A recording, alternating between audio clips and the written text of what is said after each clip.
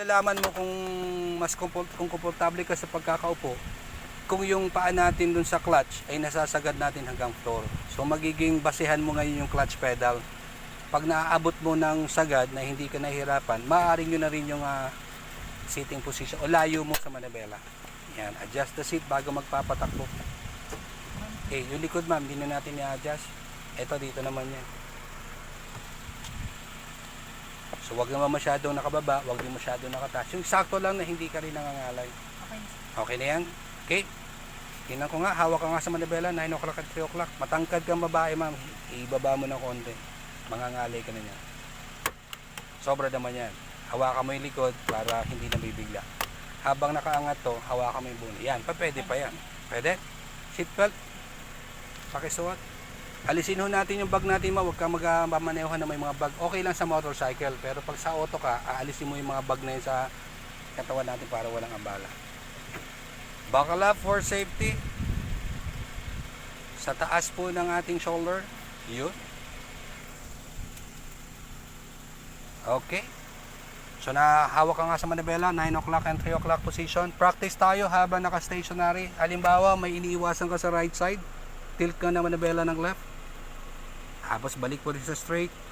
Halimbawa, may iniiwasan ka sa left side. Tilt ka na manabela right and balik mo rin sa straight. Pero kung sakaling iikot ka naman sa bawat kanto, turning left, turning right, ang ginagamit natin sa una is hand over hand. Try mo nga mag hand over hand to the left, sagad to the left, hanggang mag-lock. Good. Balik sa straight. Pinabalik lang ng dalawa yung daling malaking butas ng manabela. Uy, sumobra. Buti binalik. Try mo naman sa right, sagad to the right, all the way to right, hand over hand. Balik mo sa straight. Isa. Dalawa, isa pa. Pero ngayon, lagyan mo ng signal light left. To the left, all the way to the left. Balik sa straight. Okay, signal light right. All the way to the right. Balik sa straight. Nice. Okay, signal light left, isa pa. All the way to the left para masanay ang kamay. Balik sa straight. Signal light right, all the way to the right, and balik sa straight. So yan po yung ating hand over hand para sa mga nagsisimula. Nagbabago naman yan pag matagal tayo nagmamaneho. Nandyan lalabas yung hand to hand at hanggang one hand steering. Makaabutin natin yung one hand steering lalo na sa parking. So dito naman tayo sa pedal. Tapakan mo nga ma'am yung gas pedal mo at bigyan mo ako ng number 2 RPM. Inabot si ma'am ng 3,000 RPM. Number 2 RPM lang. Very light lang ang pagtapak sa gas pedal. Very light.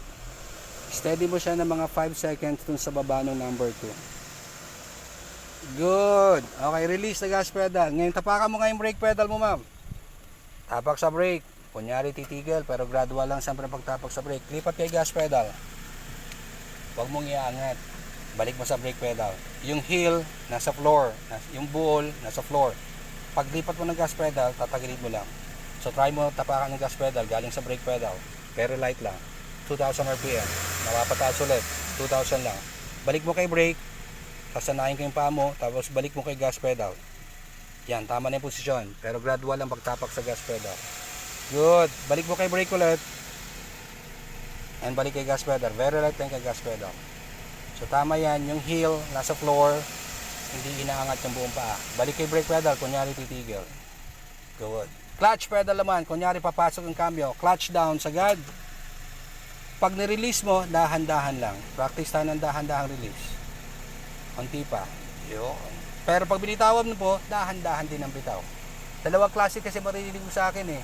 Pag sinabi kong dahang-dahang bitaw, bibitawan. Pero pag sinabi kong dahan-dahang iangat, inaangat lang pero nandun pa rin paa mo, hindi pa binibitawan. Okay po?